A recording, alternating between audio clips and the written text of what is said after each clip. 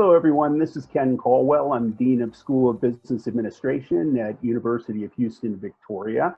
And I have with me Dr. David Summers.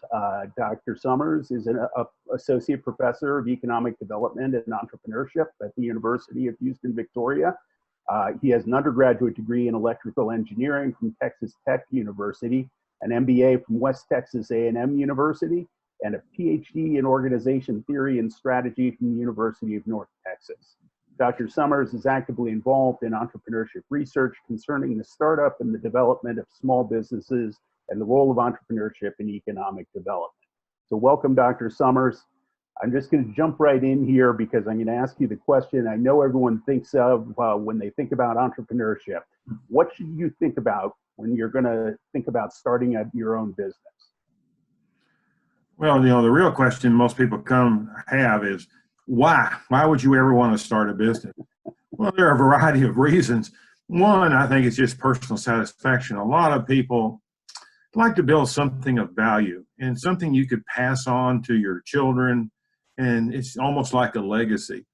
There are a lot of folks who think about being their own boss, even though they may find out that's more difficult than actually working for someone else. And then I think some people will be looking for the financial freedom that comes oftentimes with a business. Other folks might be looking just for some extra income. We know that about half of all small businesses are home-based. That will tell you that probably most of them are just a supplemental income.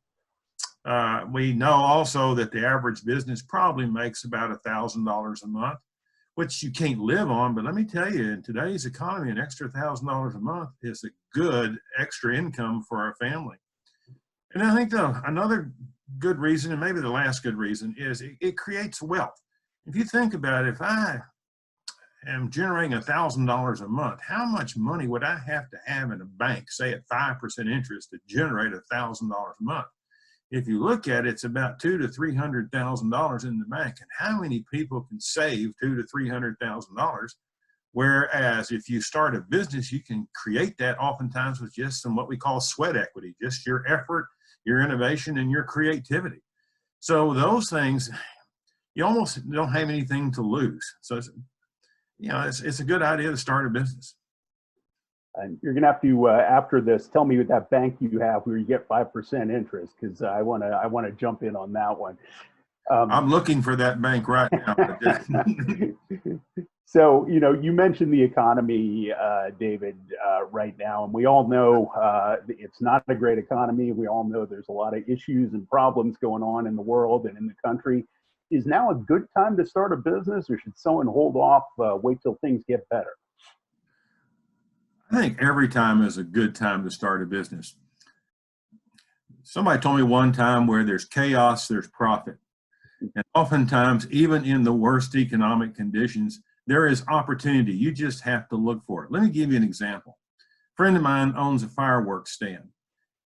And over this last few weeks, they have generated more business than they ever have in the entire history of their fireworks stand, because almost all the municipal fireworks displays have been canceled.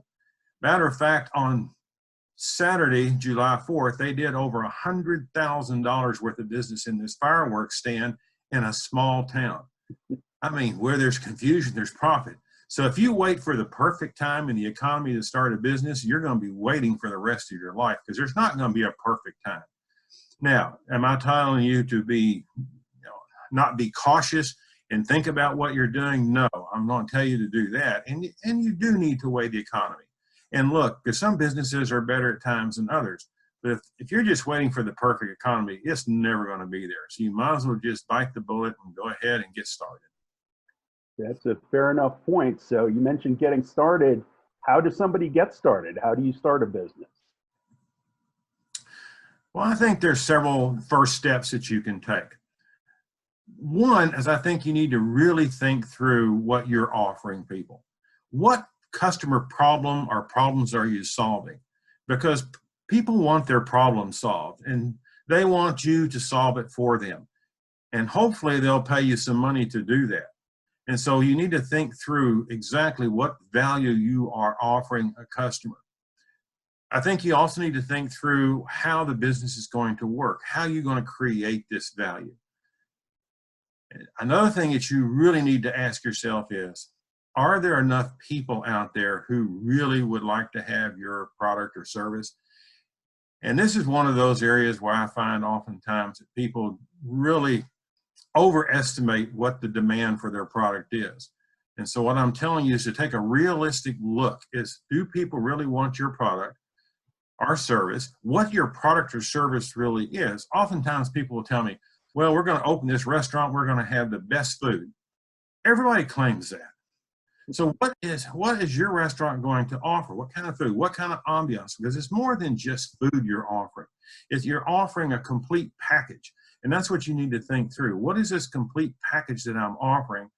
And what am I going to do to generate this particular package? And then I think, again, you need to really think about, is there enough demand out there? And I think you need to do more than just anecdotal. You need to get out there and do some actual research. Talk to some potential customers. There are several websites out there that will give you information on the demographics and psychographic profiles of your area, but you really need to think through that. So you need to show that there is demand, and you also need to show there is sufficient demand for your products or services. I think another thing that you need to really do is to think through, why would somebody trust you to deliver the product or service? Oftentimes customers or even investors, if you need an investor, they invest in people more than they invest in ideas. So they want to know something about you. So why would anybody ever trust you to ever be able to deliver this product or service? You need to think through that. What are your credentials? And if you're lacking some credentials, you might want to think about taking on some partners who have those credentials. And if they have them, then you can fill in those gaps. Oftentimes businesses are started as a team. That's not uncommon. And oftentimes the team is there to fill in the gaps that one person has in their skills versus someone else. And then I think the last thing you really need to think through is, how are you really going to be different? People will tell me, well, it's my grandmother's recipe, but how is, and we're going to build our restaurant around grandmother's recipes. Well, how are they really different than your similar businesses? Whether you are a restaurant, wherever you are, whether you're massage therapy, whether you are a technology firm, it doesn't make any difference what the size of the business is, what it really is all about. But in order to generate, I think, the enthusiasm for your business, you've got to separate yourself from the competition. You've got to do something that is different, that the other competitors either won't or can't do.